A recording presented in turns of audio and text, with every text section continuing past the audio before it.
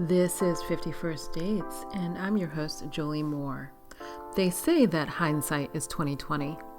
I decided to find out if that's true. Every week, I'm going to read a chapter from my memoir, 51st Dates, then give you the backstory and commentary on what really went down. It's been 2 whole years since I went on these dates, and I'll be experiencing them along with you as I read. We'll find out together if my future self learned anything. I don't know if I have anything figured out, but at least we'll share some laughs along the way. Dating in Southern California is nothing if not entertaining. Ready? Strap in. Let's go.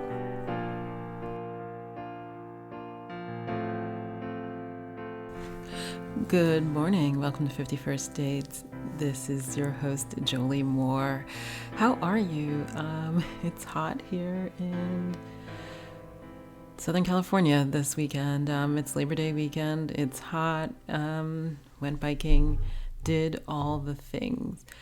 I think I always start this way. Look, I'll say this. I got the best message from a listener, and she said that I could share it. So basically, in previous episodes, I've talked about filtering and the whole married man problem, among other problems. I mean, the issue with online dating that I found is that it gives people access to me that I otherwise would not meet in real life. In real life, I have a circle of people around me, most of whom I know and have known for years and have known each other for years. And when new people are introduced, my friends have obviously known them for years. So there's some background and also some accountability, because if they act crazy, we're all going to know. So the issue I have found with online dating is all of that is cut off. I don't know if I've gone on a date with anyone who anybody else I knew had known of. I think I was sitting at wine with one of my friends, and I was talking about Thunderbolt, and she was like, "He directs movies?" I'm like, "Yeah." She's like, "We know a lot of movie directors." I said, "Yes." She goes, "Is he any of the ones we know?" And I looked at her and I was like, "No, he's not." And she was like, "Oh, so he's outside the circle. What do you really know about him?" Which I think is a totally fair thing to say. So it's just super interesting to be in contact with people that you would never otherwise be in contact with. And that leads to, well, there are 2 issues. One is like a super mismatch in education, socioeconomic levels, expectations of how you live your life. I don't think I'm particularly sheltered, and I've lived a long life, but until I did online dating, I did not realize like how people were living. Like I guess I never thought about it. I mean, people are living all sorts of random ways, living weird places, spending all their time in their car, eating in their car, just all sorts of that's like the least of it. It's just people had jobs I didn't even understand what they did, or they didn't work and I didn't understand how they supported themselves, or even actually I didn't even meet this guy in person. I think I texted with some guy on an app, and I was like, "Great, we should get together." And he was like, "Oh, I can't go on a date until next month because I'm broke."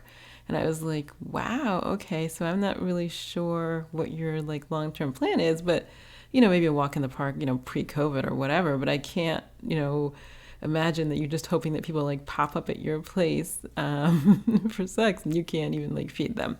So there were just so many people from so many walks of life that I otherwise would not encounter in my tiny social circle. The other issue, of course, are people who are involved in relationships.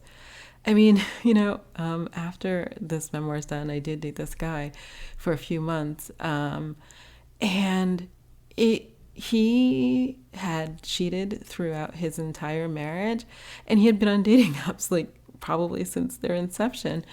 And it was just so interesting to see that, I met men who just dated the whole time. They got married and the marriage didn't slow them down. Obviously didn't mean anything to them because their marriages were not open.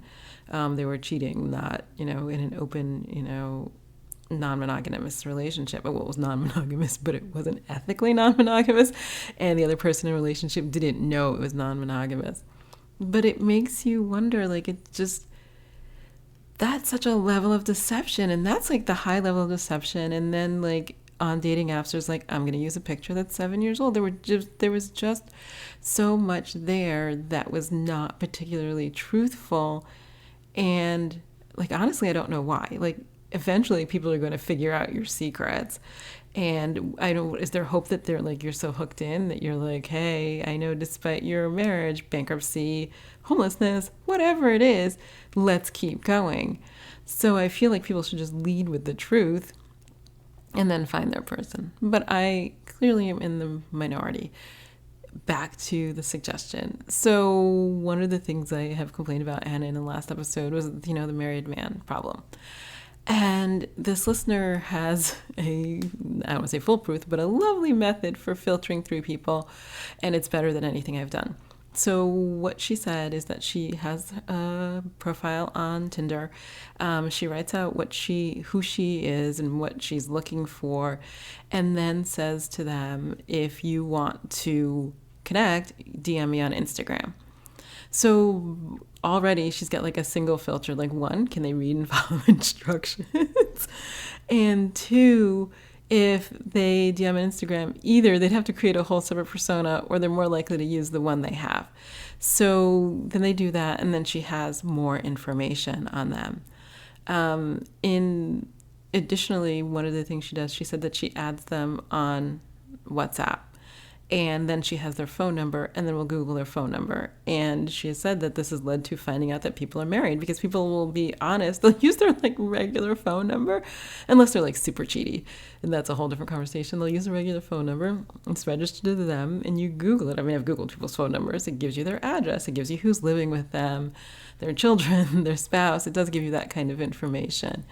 And so I thought, okay, so between what this listener said, which is, I think, freaking brilliant, and what a friend of mine says, which is, maybe you don't Google them initially, but you need to Google them before you have sex with them or invite people to your house. And I thought, that's interesting. So it's all the Melissa Ledger Gumball Law filter like a freak thing put into action. And I think I might do that. So I will say this. I still have not gotten back on the dating apps. I've been back here, not even 2 weeks yet, I don't think. And I went to go look at Hinge, and I just got disinterested. I don't know what it is. It just feels like when I started the 50 First Dates in the beginning of 2019, I had a super high level of enthusiasm. It seemed fun. It seemed interesting. It was exciting to meet new people. 2021 me feels less so. I'm not sure, maybe because the people on the apps are older and I'm getting older. I don't know what it is, but it just feels the effort from men, even in their profiles, even when I was looking at something like Hinge, which all these people suggest as a better app, just felt so half-hearted. That, and especially with Hinge where they can comment on your pictures, it's like, cool picture. I'm like, that's okay. Yes, I put it up because I thought it was a cool picture too, but that's not a whole conversation. And I was on the app, I swear to God, for 2 days, and then I paused it because I'm like, this is so uninteresting. We're back to the same low effort people. The people would not have changed, obviously, but it just was uninteresting. And I've thought about going on OkCupid. But that's a lot of work to fill in, and nobody reads the profiles anyway. At least my experience of men didn't read the profiles, except the ones that really are aggressive and want to meet you, but they're married. So whatever.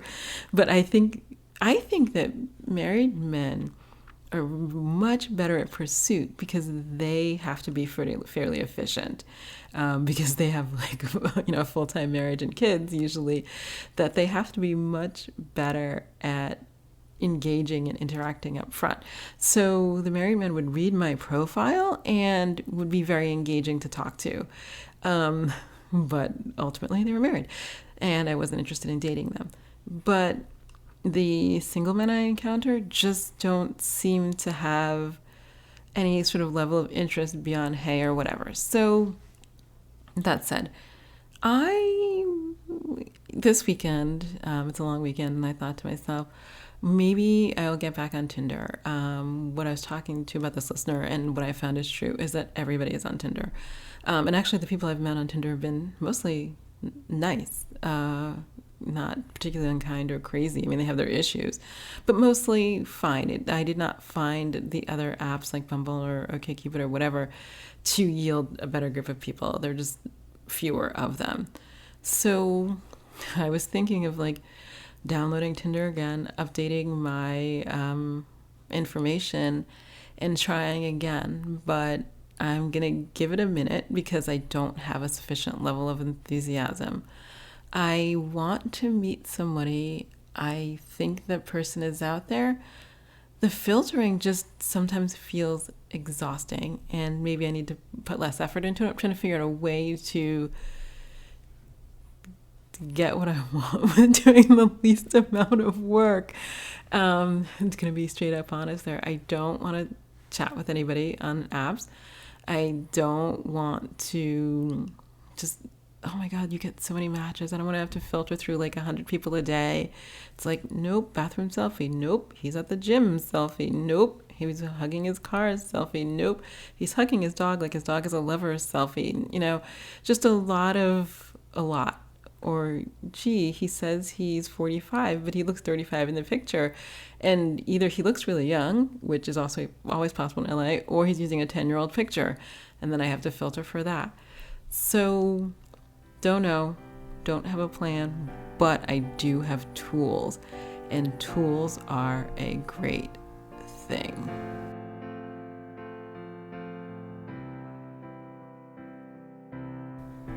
Chapter 36. It's autumn and it's raining. September 28. If I could manifest money in the way that I manifest Thunderbolt, I'd be a fucking millionaire. I'm weak. I want to be stronger, but I'm not. My Friday afternoon debate was the same as always. Me? I'm not going to text him. I'm too needy and I hate rejection. Also me. Human connection is important. I can take rejection. Also me. Texting. The debate went on for a good 4 hours. I'm happy to say that at least I wrote a chapter in that span, so it wasn't all time wasted. So I sent the needy text and tried that Zen thing everyone in California is into, divorcing oneself from the outcome. My method of doing that was to take a walk and mail a letter that I needed to send. So I left my apartment and took the 10-minute walk to the post office in West Hollywood. As I walked down the street, I thought to myself, what are the chances of running into Thunderbolt, and what would I say if that happened? The minute I stepped onto the sidewalk in front of the post office, there he was in his new car. I wanted to lift my fist to the universe and tell it that there were 1,000 other things I needed, and this encounter wasn't one of them. You just texted me. That was his opener as I walked by his car. I did, I admitted. How are you? I asked about the car, post office nonsense, and the like. I decided if the universe was going to give me a do-over, then I was more than happy to ooh and ah at the car. I took the offer for the 4-block ride home. I talked too much while we were in my driveway. The famous writer, Annie Lamott, suggests that when we're talking too much, we ask ourselves a question in the form of an acronym. Wait, why am I talking? I swear to God, I need to do that because it's such a problem on dates. Not with my friends or family, just with new people I meet and members of the opposite sex. Somewhere in there, I shut up enough to hear this question. So, when are you free? Not until next Thursday. So, I'll see you Thursday? My head nearly exploded. This is someone who told me he could never make plans, that he had to play it by ear. Then he kissed me in an open convertible in the middle of West Hollywood. I'm going to be honest, I have nowhere to put that. Where I'm putting that energy is into more dates.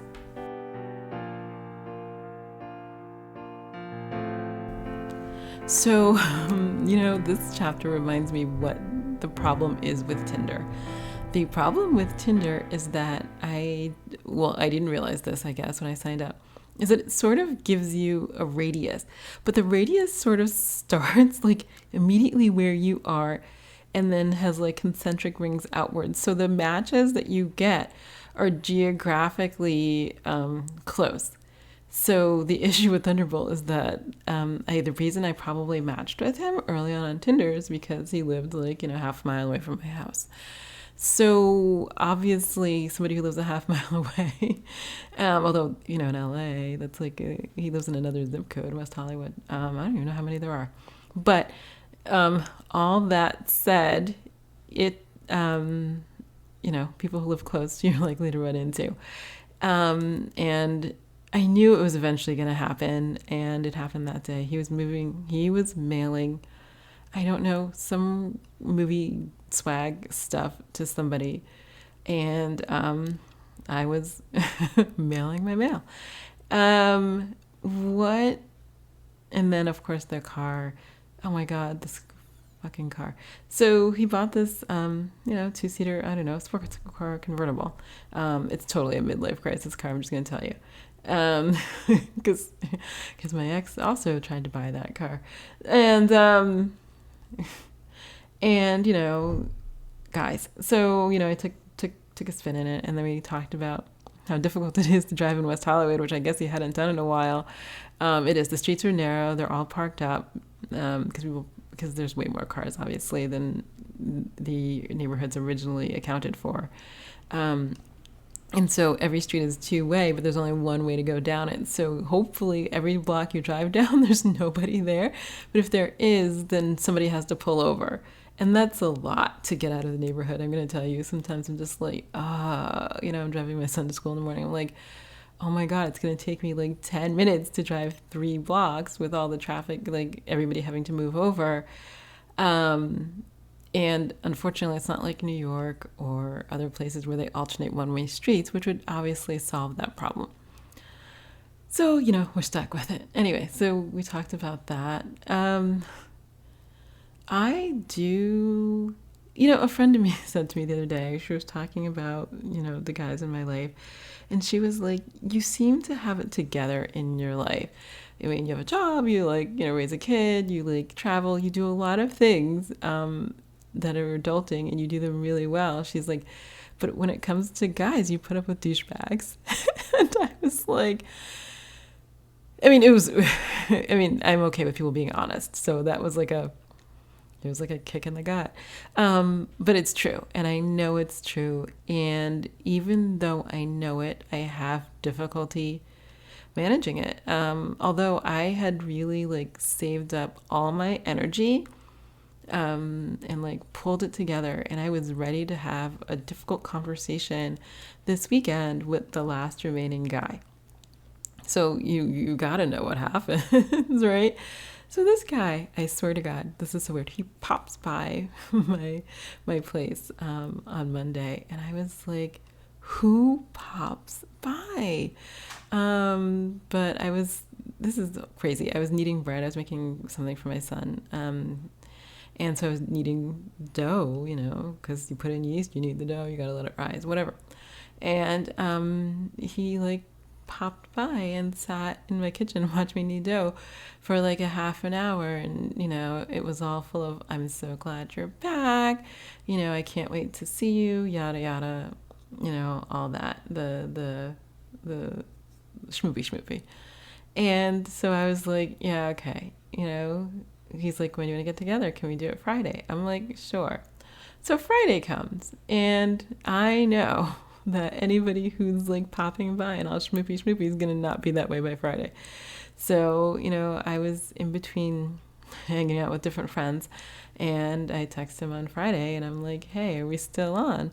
And, a second later, I get the text back, which is, don't be upset. I'm busy with work. I have to, go on location. I'll be back in a week or whatever, 2 weeks. I couldn't quite figure that out. And let's get together then, so on and so on. So the irony of this is I'm ready to have a conversation where I end a relationship where somebody is frequently unavailable, but I can't have the conversation with them because, surprise, surprise, they're unavailable. Oh, the irony. I don't know. So it's just, to be honest, I've put it out of my mind. I mean, I'm already having enough difficulty ginning up interest in dating new people. And now I have to gin up enough energy to weed out the old people. But if there's one thing I've learned, at least in the last few months, is that I think there are people out there who can show up. And ultimately, I'll meet one who will show up for me. I've lived a lot of years not meeting that person. But if I clear out the people who don't show up for me, I want to leave space for the people who can.